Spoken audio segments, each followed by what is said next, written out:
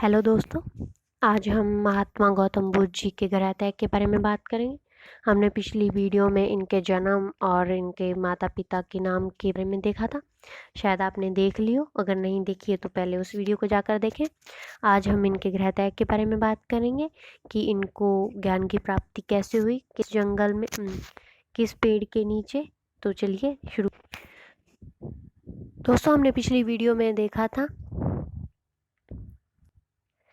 कि इनके बचपन का नाम सिद्धार्थ था।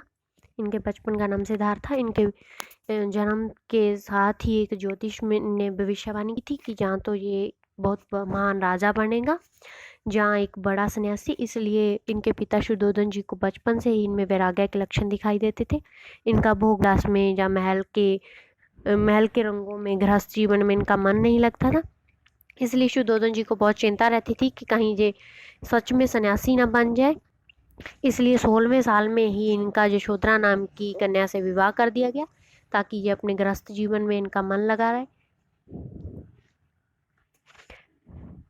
दोस्तों, विवाह के बाद इनके घर पर एक पुत्र पैदा हुआ, जिसका नाम इन्होंने राहुल रखा।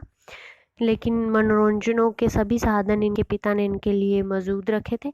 ऐशोआराम था, मोह माया के सभी साधन थे, लेकिन इनका मन सन्यासी की तरफ ज़्यादा झुकाव था। इनका मन महल के इन रंगों में नहीं लग रहा था। इसीलिए इन्होंने 29 वर्ष की उम्र में संन्यास ले लिया। किसी को बिना बताए घर से ये अकेले ही निकल पड़े। अपने सारथी को कहा कि रथ लेकर चलो, और ये रथ पर चले गए। और एक जगह जंगल आने पर इन्होंने सारथी को कहा कि तुम वापस चले जाओ और महल में जाकर बता देना कि महात्मा की सिद्धार्थ ने संन्यास ले लिया है। इनके इसी घटना को महावनिष्कर्मण कहा गया है। बौद्ध ग्रंथों में इसे महावनिष्कर्मण का नाम दिया गया। घर छोड़ने के बाद ये काफ़ी दिनों तक तो जंगलों में भटकते रहे, और इसके बाद इन्होंने अनोमा नदी के किनारे सिर मुंडवा दिया और काश्य वस्त्र धारण कर लिए और पूरी तरह से सन्यासियों के वेश में आ गए, और 7 साल तक इधर उधर ज्ञान की खोज में भटकते रहे। इस दौरान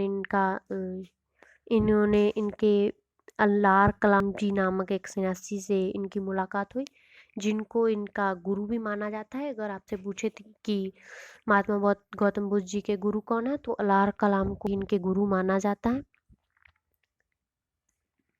अल्लार कलाम के साथ कुछ समय रहने के बाद इनका मन वहाँ भी नहीं लगा, इसीलिए वे बोध गया की ओर चले गए। वहाँ पर इनकी भेंट 5 साधकों, मतलब 5 इनके साधुओं से हुई, जो बाद में इनके पहले 5 शिष्य बने। इसके बाद इन्होंने यहीं पर कठोर तपस्या की, एक पीपल के पेड़ के नीचे। आपने पहले इसका नाम गया था, लेकिन बाद में इसको बोध गया कहा जाने लगा। बोध को यहाँ पर ज्ञान की प्राप्ति होने के कारण ही यहीं पर इनको 35 वर्ष की आयु में वैशाख पूर्णिमा के दिन निरंजना नदी के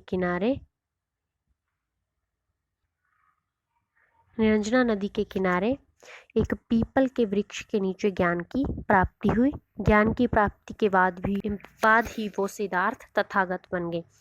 तथागत मतलब होता है ऐसा व्यक्ति जो जैसा आया था वैसा ही चला गया, इसलिए इनको तथागत की संज्ञा दी, इनको तथागत कहा जाने लगा। Thank you.